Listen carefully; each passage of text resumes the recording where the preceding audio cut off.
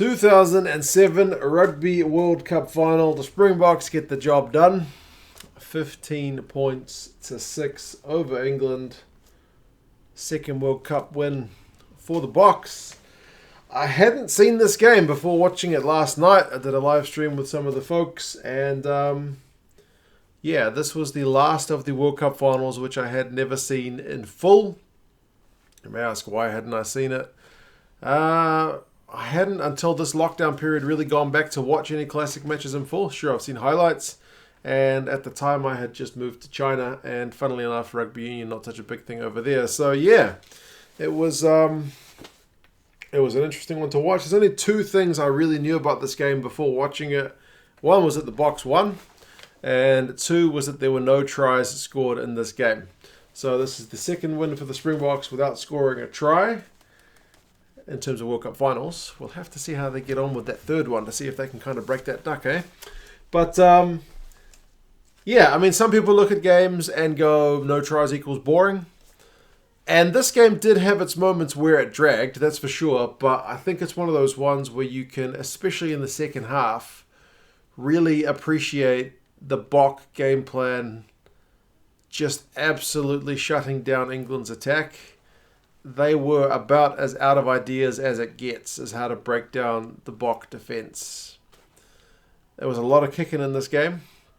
There weren't any tries, but you can still take the time to appreciate what a good defensive outfit this 2007 Bok team was. So very, very good effort from them.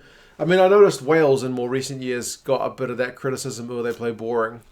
But, nah, man, if you can, I guess, appreciate them just turning the ball over, making huge tackles, big defensive plays, just squeezing the life out of teams. It's not as flashy, but it's equally as impressive. So, 15 points to 6. It was essentially an exchange of penalties, a couple of missed drop goals. I'll go over a few of the key moments and some of the stats I could find. Unfortunately, I didn't seem to be able to locate full player stats for this match, which is unfortunate, as I said, because it would have been nice to see where some of the outstanding players were at. But we'll go with the team stats and see if we can draw some conclusions. So a bit of a tit-for-tat one early on. The game kind of comes to life a bit after the 5th minute when Matthew Tate, for some reason in a World Cup final on a quite cool night by all accounts, decides that he's going to run the ball out of his own 22 for England, and he proceeds to fall over straight on his backside, and then the Springboks guys swoop on him and win a penalty for him not releasing the ball. So the Boks kick that one. Montgomery opens the scoring on 7 minutes to make it 3 points to 0. And 8 minutes, Victor Matfield even took a mark. So that guy, he ended up getting man of the match as well. He did a bit of everything in this game. If I'm not mistaken, he even put a kick through at one point for Peterson. I don't think Peterson got on the end of it, but it certainly exposed a bit of space. I mean, I was having a couple of beers last night on the stream, so I could be mistaken, but Matfield just seemed to be absolutely everywhere. Line-out dominance was a thing for him as well. 12 minutes, England finally get into South Africa's half, and eventually they win a penalty. So a minute later, Wilkinson kicks the first of his two to even it up, 3 apiece. 15 minutes, England give away a ridiculously silly penalty. I think Butch James puts in a kick through and someone changes their line as he's trying to chase it. And it's a pretty obvious penalty. And sure enough, I think it was Moody. So sure enough, it's a penalty and South Africa take it all the way to the bank to make it 6 points to 3. 16 minutes, Johnny Wilkinson misses a drop goal. Was kind of one that he probably needed to get because he was in a decent position for it. It was relatively close to the sticks. He got quick ball to get it, and England were moving forward with some good momentum. So he either needed to get that thing or just to keep playing it out to his guys, because they actually had South Africa under the pump for those couple of moments. But he missed the drop goal. I mean, nobody goes out to miss a drop goal, but yeah, that was a pretty brutal miss for him in the scheme of things. Frontstein missed a kick of his own, a 50-odd metre penalty. It had the legs, not surprisingly, but it went wide. 23 minutes, South Africa 5 phases. In England's 22, and they win a penalty. There's been lots of kicking at that point, and a lot of up and unders. There is kind of a bit of a helter-skelter phase, the latter end of the first half, where the kicking kind of breaks down for a little bit. But eventually, I mean, the Boks go about a metre close just before the end of the first half. They can't get it done. They did manage to get a big scrum over the English when the English were in their own 22. It was the only time a team lost their own feed in that game, and that was England losing their feed. So South Africa had a put in, and from there they got a penalty. And yeah, it was 9 points to 3 at half time.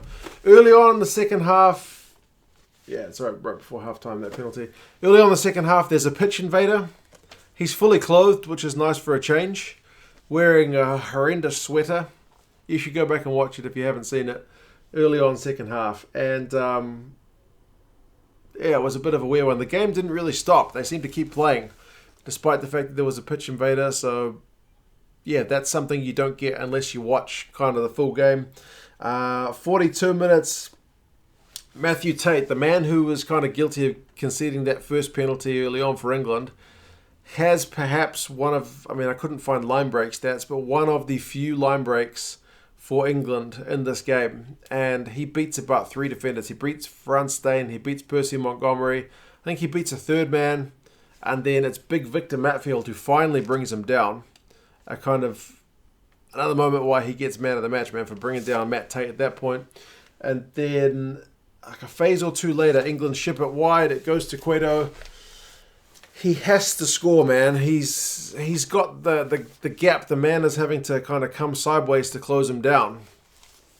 And it's Rousseau who's trying to close him down. He has to score. And it looks like he's put it down initially. The commentary that I was listening to was the English one. One was pretty certain he'd got it. The other was pretty certain he was in touch. The ref asked the TMO to have a look at it.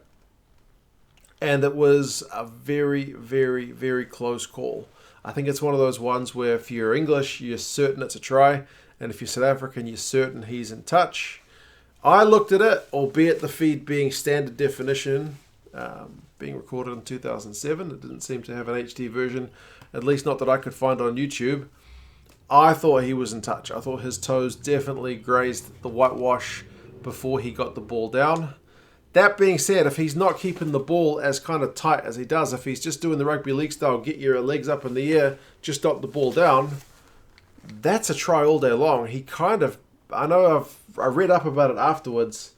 He's been going on for years apparently about how he's certain it was a try.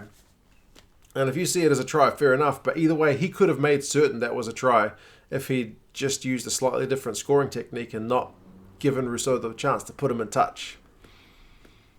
That's his own fault. For mine. Probably the most controversial moment of the game. But I read also the TMO, who was Stu Dickinson. He said after, when he was asked about it later as well, he said that there's definitive footage and still shots, then he's 100% happy. It's kind of irrefutable for him. He says people are going to be upset about it for sure.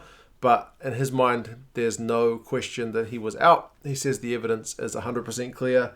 And he says the reason they faffed about so long, looking at it so many times, was partially due to a bit of a communication breakdown between his guys and the French TV producers. He said there was a bit of a language barrier. So it would have been dealt with quicker if not for that. So it made it look like they were considering it for longer than it should have. So I guess it's an interesting moment. Either way, try denied, but England get a penalty. Wilkinson kicks it to make it 9 points to 6, and it's game on. But in the scheme of things, maybe a pretty important moment for England that they couldn't quite get over the line there. Yeah, so it's 9 points to 6. They get another one in the box about, 5 minutes later. Montgomery gets one on 51 to make it 12-6.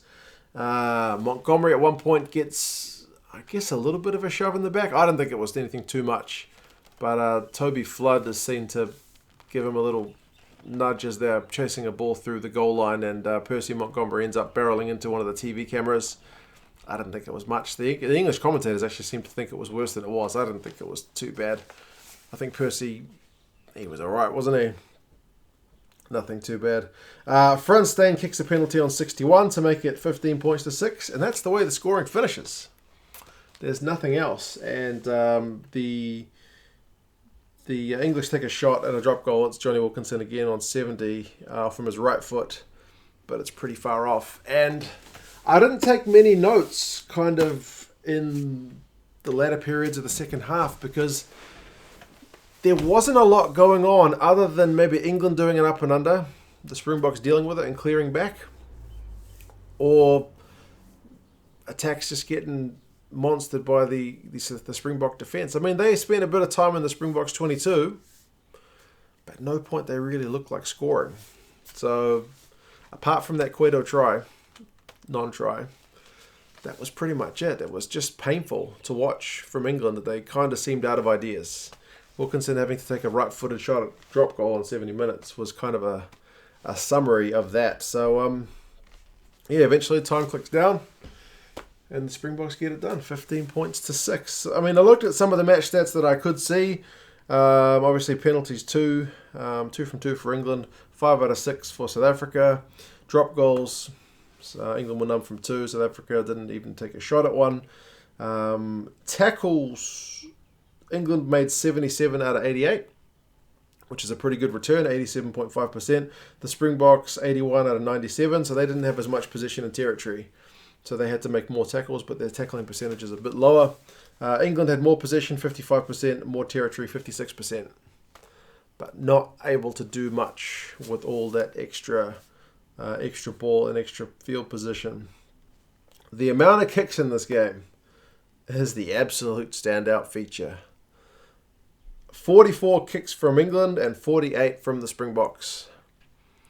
To put that into context, 2019 final between the same teams, England make 19, South Africa make 24. 44-48 for this game. Huge amount of kicking. So much kicking. Very conservative. It's a World Cup final, so you don't blame the teams for being conservative. But it was conservative. Yeah. And that's perhaps not the way to beat the Springbok side, because they just lapped it up for most of the game. They didn't really look in trouble. Turnovers 4 apiece. Penalties, England conceded 7. South Africa conceded 5. So kind of low penalty count really in the scheme of things, but high kick count. So it felt like one of those games that never really got going. It felt like a game with a high penalty count because of all the lineouts and all the stoppages and stop-start nature with the kicking game, to be fair.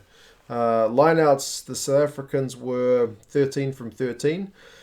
The stats that I saw said England had 19 won and 7 lost. I don't remember England's lineout being that bad, but that's the stats. So the Springboks were definitely imperious at lineout time, not giving up any of their own ball anyway. So yeah, it was a good one to watch. It had a bit of a helter-skelter feel for a while, but for the most part, England weren't able to grind South Africa down despite extra ball and territory. So, Springboks never really looked like going behind. They never did go behind. Closest it got was 3-3. So, individuals, Danny Rousseau, like I mentioned, Victor Matfield with those huge tackles. Habana put in a couple of big hits. His defensive effort was probably a bit more impressive than his work with ball in hand. Paul Saki didn't have much of a game. He didn't really see much ball. Cueto mostly only had that one moment. Robinson went off pretty early. So did Vickery. So did Cat. I think they all kind of went off 40-odd minutes. So, yeah. Tate had a really good moment and a really bad moment. But, yeah. Springboks too good. And, second World Cup title for them. I've seen all the World Cups now, so that's kind of a good feeling. I've seen every game in full of all the World Cup finals from 87 through to 2019. So, yeah, I guess that's the bright side of this lockdown. If you watched this game live back in the day, let me know how you felt at the time. If you haven't watched it, it's definitely not an entertainment fest, but it's a good study of the game, I guess, in terms of seeing the way the teams went about it. And yeah, have a look. It's on YouTube. You guys let me know your thoughts. And as I said, congratulations to the 2007 Springboks for getting that World Cup done. We'll have to have a look and see if we can find the 2011 World Cup to have a look at some point as well. Anyway, guys, cheers, and I'll talk to you again soon. See you later.